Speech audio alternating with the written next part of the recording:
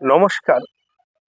আজকের ভিডিওটা থাকছে বর্ষাকাল সম্পর্কে এবং বর্ষাকালে আমাদের গাছের পরিচর্যা নিয়ে। আমাদের ভারতবর্ষে মৌসুমি বায়ুর ফলে গড়ে 3 মাসের বৃষ্টিপাত হয়। এই বৃষ্টিপাতের সময় গাছ কিন্তু আমাদের ভালো থাকে। সারা বছর জুড়ে যে গাছগুলোর গ্রোথ হয় না, সেগুলো কিন্তু বর্ষাকালে আমাদের গ্রোথ দেখা দেয়।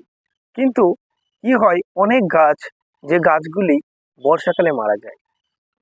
অনেক গাছ আছে যখন বৃষ্টি চলে তখন তো বোঝা যায় না, বৃষ্টির পর নানান ধরনের সমস্যার সৃষ্টি হয়। যেমন পোকামাকড় দেখা যায় গাছে, আবার গাছ দেখা যাচ্ছে মরে যাচ্ছে, পচে যাচ্ছে গাছের গোড়া, নানান সমস্যা।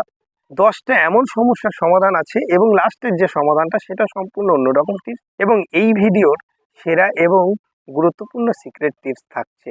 তো চলুন শুরু করা যাক। প্রথমত আমাদের থাকছে জল নিকাশি ব্যবস্থা। আমাদেরকে টবগুলোকে ওয়েল ড্রেনেজ রাখতে হবে, না হলে কিন্তু বৃষ্টিপাতে আমাদের গাছগুলি পচে যাবে। তাহলে আমাদের জল নিকাশি ব্যবস্থাটাকে দেখতে হবে, আমাদের ফিল্টারাইজেশন ঠিক আছে কিনা। গাছগুলি যদি ফিল্টারাইজেশন ঠিক না থাকে, যদি আমি এই সময় রিপোর্টিং করতে পারছি না, তাহলে আমাকে কি করতে হবে, টবটাকে মাটি দিয়ে ভর্তি করে দিতে হবে যাতে টবে জল না যাবে। এবং এই বিষয়টাকেও খেয়াল রাখতে হবে যাতে টবে একদমই জল না যাবে।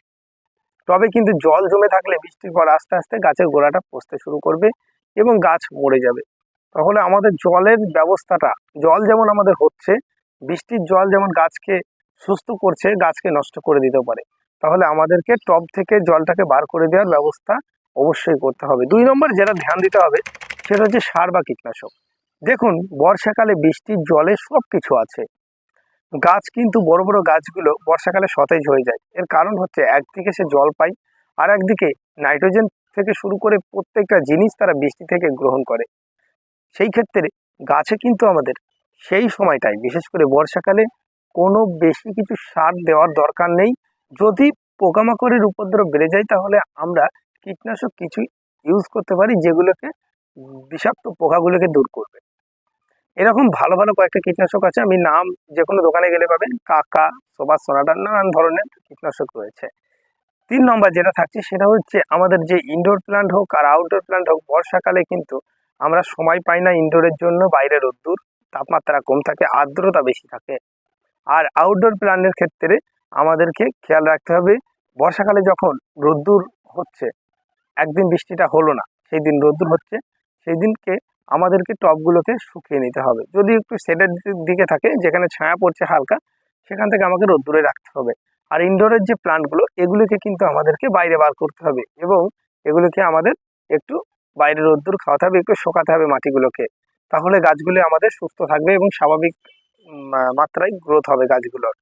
4 নম্বর যেটা হচ্ছে সেটা হচ্ছে গাছের চারপাশ পরিষ্কার রাখুন। এটা খুব গুরুত্বপূর্ণ টিপস।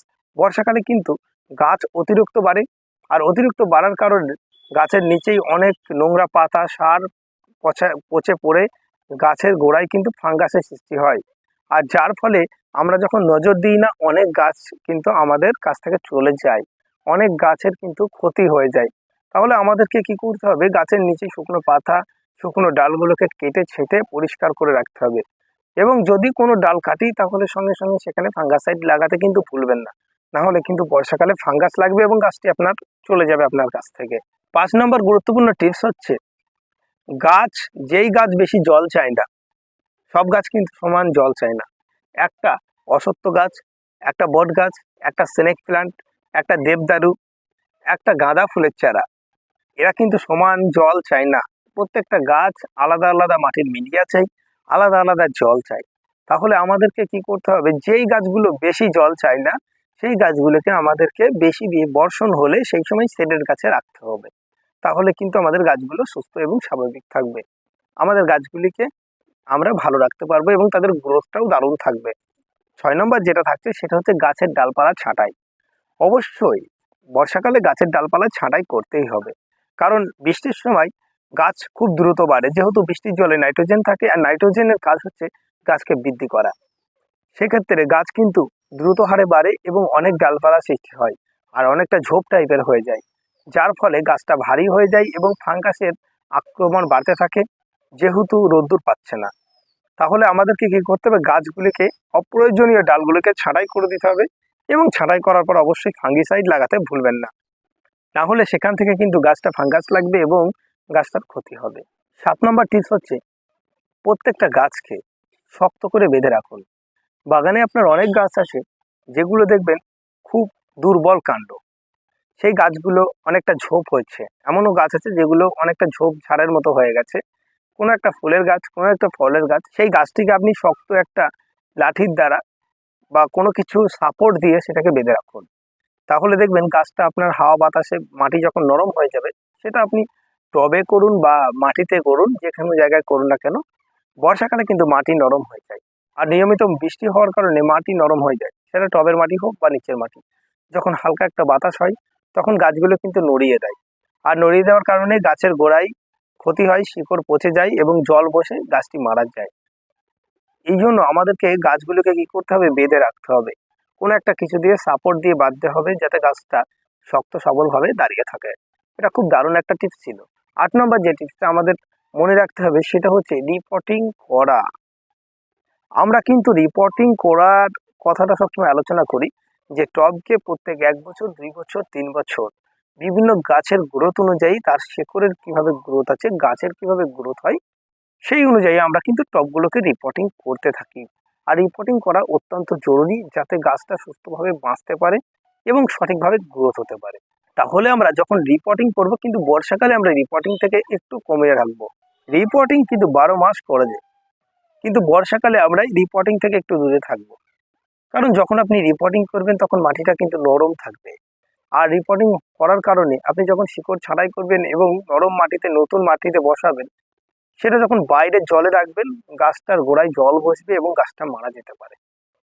সেহেতু বর্ষাকালে গাছকে রিপোর্টিং আমি বলবো না করাই ভালো। আপনি বর্ষাটা পার হয়ে যাক, তারপর আপনি রিপোর্টিং করুন শীতের শুরুতে, এবং প্রপার শীতেও রিপোর্টিং করবেন না, এটা আমি আগেই বলে রাখলাম। শীতে গাছের গ্রোথ নেই, সেহেতু শীতকালে রিপোর্টিং আমাদের গাছে না করাই ভালো। তবে সারা বছরই রিপোর্টিং করা যায় যদি রিপোর্টিং করার পর আপনি সঠিক পরিমাণে কেয়ার করতে পারেন, সেটা বর্ষাকালেও করা যায়। সেটা পরে আসছি আর একটা ঘটনায়। 9 নম্বর হচ্ছে মাটি ভর্তি করুন। টবের যে ফাঁকা অংশ, আমরা জল দেওয়ার জন্য রেখে দিই।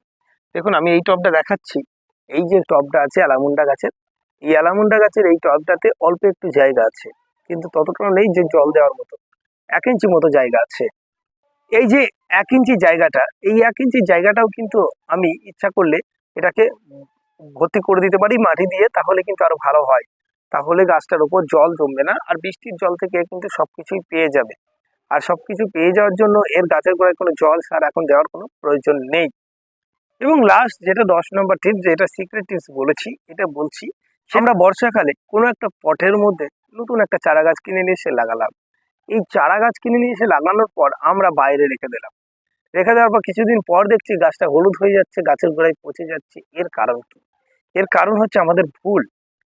আমাদের তো ভুল না থাকলে কোনো দিন গাছ তো নিজে ইচ্ছাই মরে না। প্রত্যেকটা গাছ মারা যাওয়ার প্রধান কারণ হচ্ছে আমাদের সেখানে কিছু ভুল আছে। ভুলটা হচ্ছে এখানে কি, আমাদের যে গাছটা আমরা লাগিয়েছি সেই গাছের নতুন মাটি, বারবার আগেও আলোচনা করেছি, আর এই নতুন মাটি হওয়ার কারণে গাছের গোড়ায় কিন্তু জল পড়লেই বসবে। আপনি সেটাকে 10 দিন শেডে রাখুন, শেডে রেখে যেখানে জল পায় না সেখানে রাখুন। রাখার পর গাছটা যখন লেগে যাবে এবং মাটিটা যখন একটু বসে যাবে, আস্তে আস্তে আপনি টবে পুরো মাটি ভর্তি করে বাইরে রেখে দিন। গাছটা আপনার সুস্থ থাকবে এবং গাছটা দারুণ দেখবেন গ্রোথ হচ্ছে।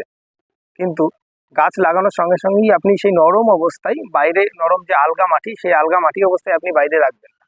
সেই অবস্থায় যদি আপনি বাইরে রাখেন তাহলে আপনাকে গাছটা হারাতে হবে, আপনার শখের গাছটা, যেটা আপনি কিনে নিয়ে এসেছিলেন। যাই হোক, আজকের আলোচনা ছিল এটাই যে বর্ষাকালে আমরা গাছকে কিভাবে সুস্থ রাখবো, এমন 10টা টিপস ছিল। যদি টিপসটা ভালো লেগে থাকে তাহলে অবশ্যই কমেন্ট করবেন। আরও কি টিপস আপনারা চান সেই রিলেটেড বলবেন, আমি আবারও ভিডিও বানানোর চেষ্টা করব। এরকম নানান ধরনের ভিডিও আমি দেওয়ার চেষ্টা করব।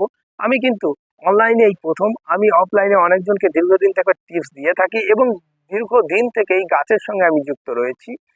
সো আমি যতটুকুনি জানি আমার নলেজটা আমি শেয়ার